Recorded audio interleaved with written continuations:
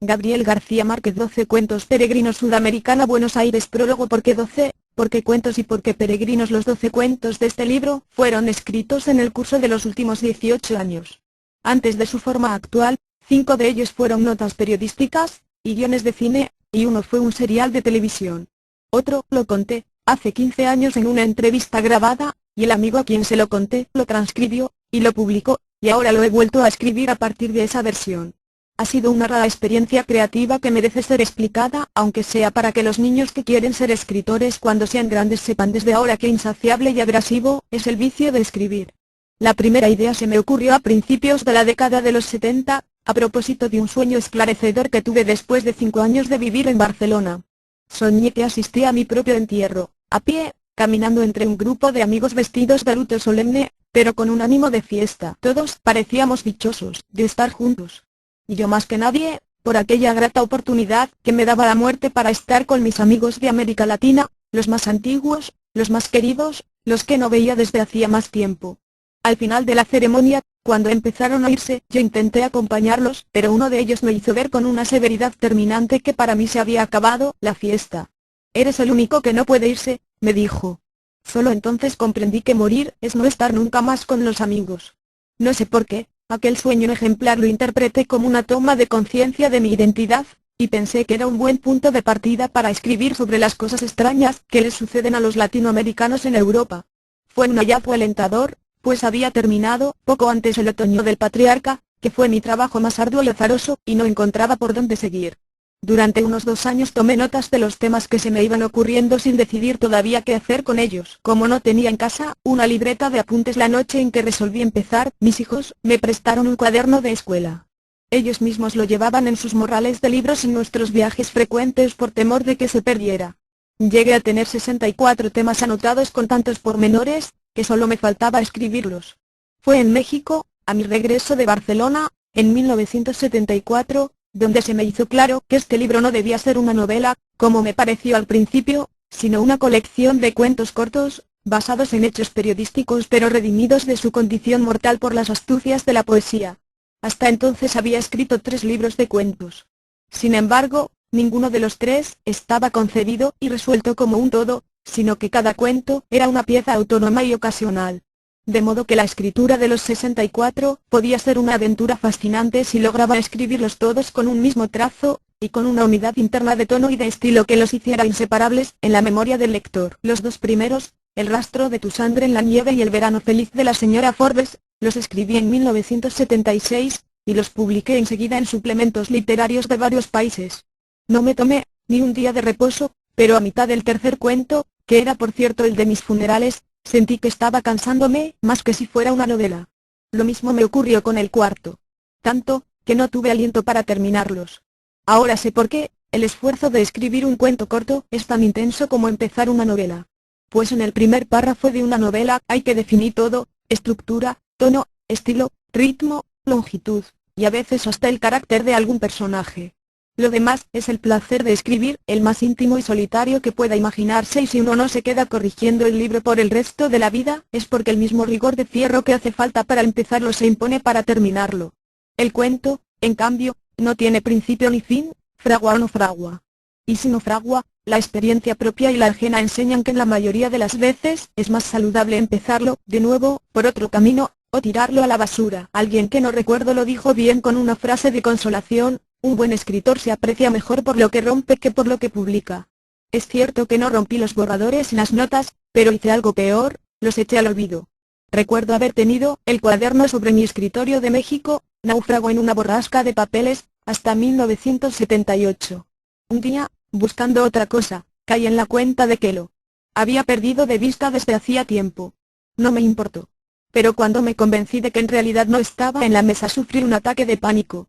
No quedó en la casa un rincón sin registrar a fondo. Removimos los muebles, desmontamos la biblioteca para estar seguros de que no se había caído detrás de los libros, y sometimos al servicio y a los amigos a inquisiciones imperdonables. Ni rastro. La única explicación posible, o plausible, es que en algunos de los tantos exterminios de papeles que hago con frecuencia, se fue el cuaderno para el cajón de la basura.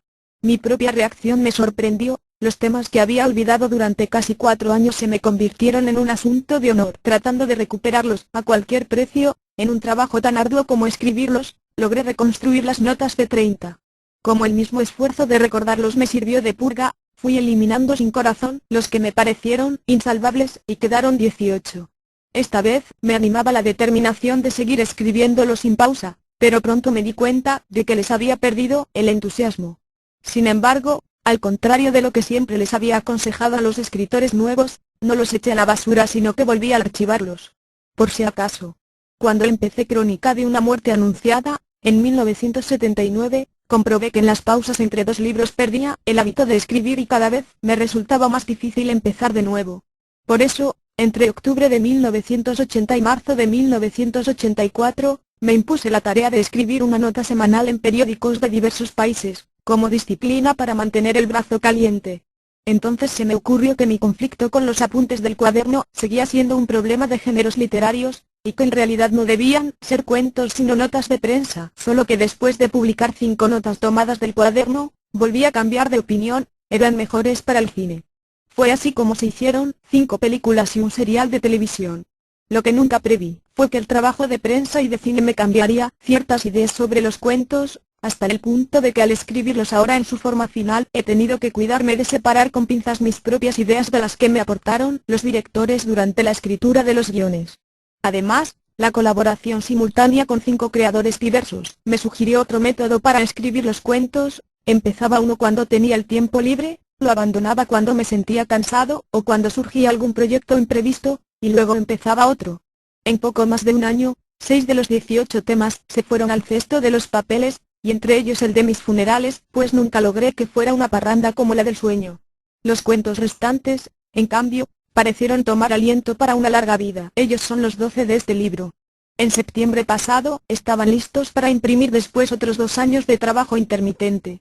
Y así hubiera terminado su incesante peregrinaje de ida y vuelta al cajón de la basura, de no haber sido porque a última hora me mordió una duda final. Puesto que las distintas ciudades de Europa, donde ocurren los cuentos, las había descrito de memoria y a distancia, quise comprobar la fidelidad de mis recuerdos casi 20 años después, y emprendí un rápido viaje de reconocimiento a Barcelona, Ginebra, Roma y París. Ninguna de ellas tenía ya nada que ver con mis recuerdos. Todas, como toda la Europa actual, estaban enrarecidas por una inversión asombrosa. Los recuerdos reales me parecían fantasmas de la memoria, mientras los recuerdos falsos eran tan convincentes que habían suplantado a la realidad. De modo que me era imposible distinguir la línea divisoria entre la desilusión y la nostalgia. Fue la solución final. Pues por fin había encontrado lo que más me hacía falta para terminar el libro, y que solo podía dármelo el transcurso de los años, una perspectiva en el tiempo. A mi regreso de aquel viaje venturoso reescribí todos los cuentos otra vez desde el principio en 8 meses febriles en los que no necesité preguntarme dónde terminaba la vida y dónde empezaba la imaginación, porque me ayudaba la sospecha de que quizás no fuera cierto nada de lo vivido 20 años antes en Europa. La escritura se me hizo entonces tan fluida que a ratos me sentía escribiendo por el puro placer de narrar, que es quizás el estado humano que más se parece a la levitación. Además, trabajando todos los cuentos a la vez y saltando de uno a otro con plena libertad, conseguí una visión panorámica que me salvó del cansancio de los comienzos sucesivos y me ayudó a cazar redundancias ociosas y contradicciones mortales. Creo haber logrado así el libro de cuentos más próximo al que siempre quise escribir. Aquí está listo para ser llevado a la mesa después de tanto andar del timbo al tambo peleando para sobrevivir a las perversidades de la incertidumbre. Todos los cuentos, salvo los 2 primeros, fueron terminados al mismo tiempo, y cada uno lleva la fecha en que lo empecé. El orden en que están en esta edición es el que tenían en el cuaderno de notas. Siempre he creído que toda versión de un cuento es mejor que la anterior. ¿Cómo saber entonces cuál debe ser la última? Es un secreto del oficio que no obedece a las leyes de la inteligencia sino a la magia de los instintos, como sabe la cocinera cuando está la sopa. De todos modos, por las dudas, no volveré a leerlos, como nunca he vuelto a leer ninguno de mis libros por temor de arrepentirme. El que los lea, sabrá qué hacer con ellos. Por fortuna, para estos 12 cuentos peregrinos terminar en el cesto de los papeles debe ser como el alivio de volver a casa. Gabriel García Márquez, Cartagena de Indias, abril, 1992. Buen viaje, señor presidente. Estaba sentado en el escaño de madera bajo las hojas amarillas del parque solitario, contemplando los cisnes polvorientos con las 2 manos apoyadas en el pomo de plata del bastón, y pensando en la muerte. Cuando vino a Ginebra por primera vez el lago era sereno y diáfano, y había gaviotas mansas que se acercaban a comer en las manos, y mujeres de alquiler que parecían fantasmas de las 6 de la tarde, con volantes de organdí y sombrillas de seda. Ahora la única mujer posible, hasta donde alcanzaba la vista, era una vendedora de flores en el muelle desierto. Le costaba creer que el tiempo hubiera podido hacer semejantes estragos no solo en su vida sino también en el mundo. Era un desconocido más en la ciudad de los desconocidos ilustres. Llevaba el vestido azul oscuro con rayas blancas, el chaleco de brocado y el sombrero duro de los magistrados en retiro. Tenía un bigote altivo de mosquetero, el cabello azulado y abundante con ondulaciones románticas, las manos de arpista con la sortija de viudo en el anular izquierdo, y los ojos alegres. Lo único que delataba el estado de su salud era el cansancio de la piel. Y aún así, a los 73 años, seguía siendo de una elegancia principal. Aquella mañana, sin embargo, se sentía a salvo de toda vanidad. Los años de la gloria y el poder habían quedado atrás sin remedio, y ahora solo permanecían los de la muerte. Había vuelto a Ginebra después de 2 guerras mundiales, en busca de una respuesta terminante para un dolor que los médicos de la Martinica no lograron identificar. Había previsto no más de 15 días, pero iban ya 6 semanas de exámenes agotadores y resultados inciertos, y todavía no se vislumbraba el final. Buscaban el dolor en el hígado, en el riñón, en el páncreas, en la próstata, donde menos estaba. Hasta aquel jueves indeseable, en que el médico menos notorio de los muchos que lo habían visto, lo citó a las 9 de la mañana en el pabellón de neurología. La oficina parecía una celda de monjes, y el médico era pequeño y lúgubre, y tenía la mano derecha escayolada por una fractura del pulgar. Cuando apagó la luz, apareció en la pantalla la radiografía iluminada de una espina dorsal que él no reconoció como suya hasta que el médico señaló con un puntero, debajo de la cintura, la unión de 2 vértebras. Su dolor está aquí, le dijo. Para él no era tan fácil. Su dolor era improbable y escurridizo, y a veces parecía estar en el costillar derecho y a veces en el bajo vientre, y a menudo lo sorprendía con una punzada instantánea en la ingle. El médico lo escuchó en suspenso y con el puntero inmóvil en la pantalla. Por eso nos despistó durante tanto tiempo, dijo. Pero ahora sabemos que está aquí. Luego se puso el índice en la sien, y precisó, aunque en estricto rigor, señor presidente, todo dolor está aquí. Su estilo clínico era tan dramático, que la sentencia final pareció benévola. El presidente tenía que someterse a una operación arriesgada e inevitable.